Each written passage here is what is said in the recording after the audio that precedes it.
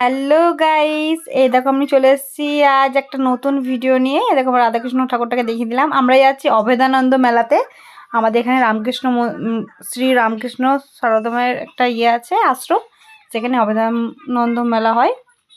এই দেখো আশ্রমের ভিতরে ঢুকছি। আগে আশ্রমে সব কিছু দেখিয়ে দিই। এই আশ্রমের দরুনই হয় মেলাটা, মানে আশ্রমের জন্যই হয় মেলাটা।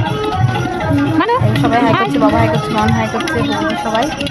আর কত সুন্দর গাছগুলোতে লাইট দিয়ে সাজিয়েছে, দারুণ লাগছে। আর এখানে মিউজিক হচ্ছে।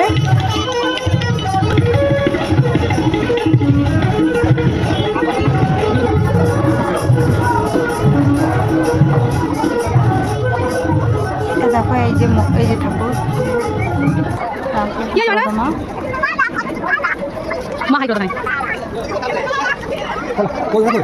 এই যে আমি একটু নিজেকে দেখিয়ে দিলাম, আর এই আশপাশ সব দেখিয়ে দিচ্ছি। আমরা এবার চলে এসেছি প্রদর্শনীতে। এখানে সবাই নানা রকমের সব হাতের কাজ করে রাখে।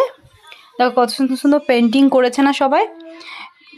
পেন্টিংটাই বেশি, কারণ আর দেখো দেখলেই বুঝতে পারবে অনেক পেন্টিং হয়েছে।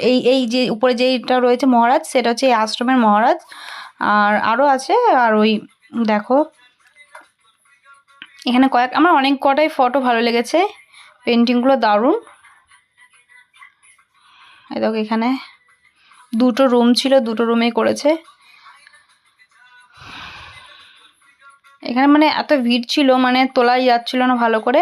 আর এই দেখো ওইদিকে জগন্নাথ, বলরাম, সুভদ্রারও করেছে। এটাও কিন্তু করেছে কেউ, ভালো করে দেখাতে পারছিলাম না আসলে, যে ভালো করে দেখাবো তা হচ্ছেই না, এতটাই ভিড়, মানে ধাক্কা ধুক্কি লাগছে। আর এই যে আমরা চলে এলাম মেলাতে।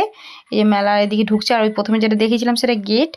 আর এই মেলার নাম হচ্ছে অভেদানন্দ মেলা, দুবরাজপুরের। আর এই দেখো মানুষ মেলাতে এলেই ওর এই গাড়িগুলোতে চাপতেই হবে। ও চেপে পড়েছে। আর এই যে আমার পাশেও চলে এসছে, আমার মেয়ে আমার পাশে চলে এসছে। যখনই ওর নাম করলাম আর চলে এসছে। আর মেলাটা দেখাচ্ছি, দেখো চারিদিকটা কত লাইট।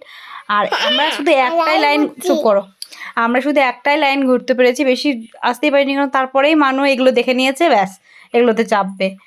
আর তারপর আমরা আর কিছু ঘুরলাম না, ভাবলাম খিদে পেয়ে গেছে, চলো খাওয়া যাক। মানু খেলো চিকেন এগ রোল, আর মা খেলো এগ মোগলাই, আর আমরা খেয়েছিলাম এগ চিকেন মোগলাই।